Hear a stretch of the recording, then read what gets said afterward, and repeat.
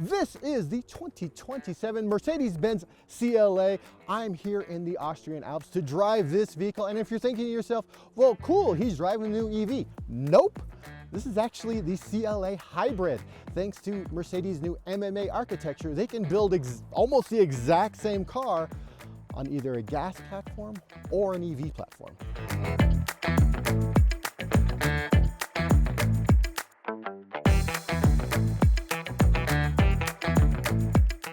Under the hood sits a modified turbocharged 1.5-liter inline-4 motor.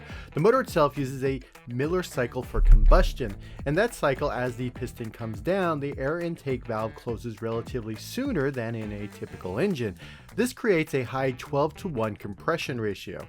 It's paired with a turbocharger and a 30 horsepower electric motor situated in the dual clutch 8-speed transmission. Take that all together and the vehicle outputs 208 horsepower and 280 pound-feet of torque.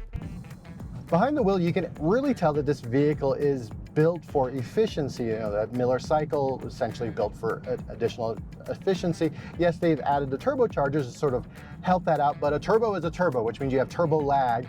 And I would have thought that the inclusion of that electric motor in the transmission would have made a difference, but it kind of doesn't. And this only happens when you are trying to essentially come out of a corner very quickly.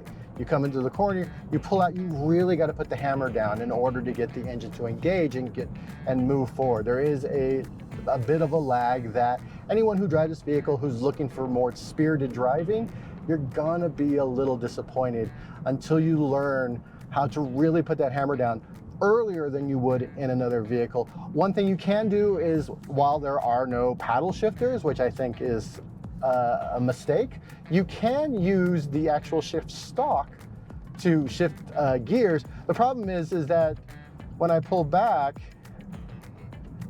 instead of going faster, you typically on your right hand side, you pull back on paddle shifters to go up to the next gear. This one is different. You have to push forward to the next gear. And I didn't realize that I was doing it wrong until my co-driver pointed out. They're like, yeah, you were doing it the wrong way. Because I'm so used to, with your right hand, with paddle shifters, you pull back in order to, go faster. And with this setup, you just can't do that. It's very weird. And I'm assuming 99% of people who drive this vehicle will never use that stalk in order to shift gears manually.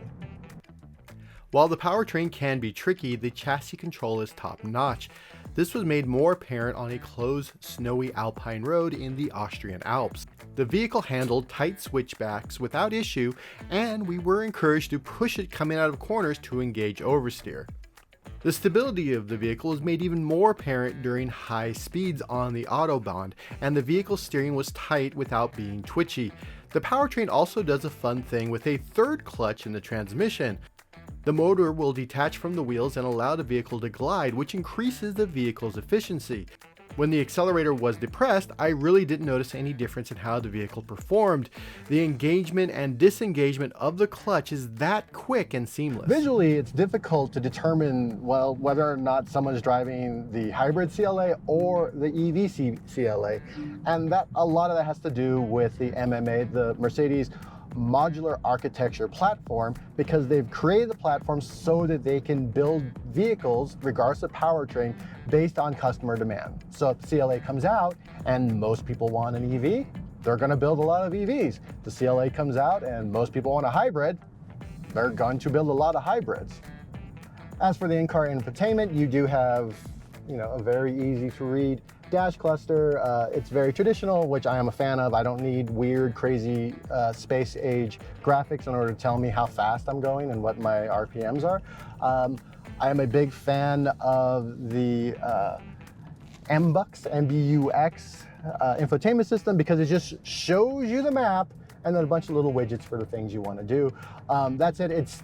The CLA does have the passenger screen, which in the United States, I have not encountered anyone who actually will use that screen. I think everyone I show that screen to, they are excited about it for about 2 minutes and then immediately pick up their phones. I have heard that in China that it is a very big deal. So if you're building a car for the world, if one of the largest markets and emerging markets wants a passenger screen, you put a passenger screen in your car.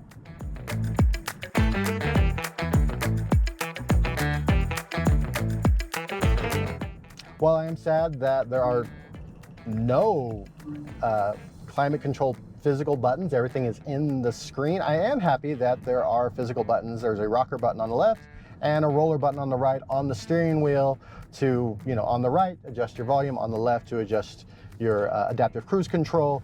The seats themselves are pretty comfy. We've been driving in this car for a few days, for long periods of time. Yeah, nice, comfy. Back seats, tall person, you don't sit in the back seat. That's what I have to tell you. I'm sure if you're shorter than me, it's a very comfortable experience. I would not be back there longer than 30 minutes if I could help it. The 2027 Mercedes-Benz CLA will be available in the second half of 2026. So whether you're looking for an electric version or this mild hybrid, Mercedes-Benz has got you covered. For more automotive coverage, be sure to subscribe to SAE International.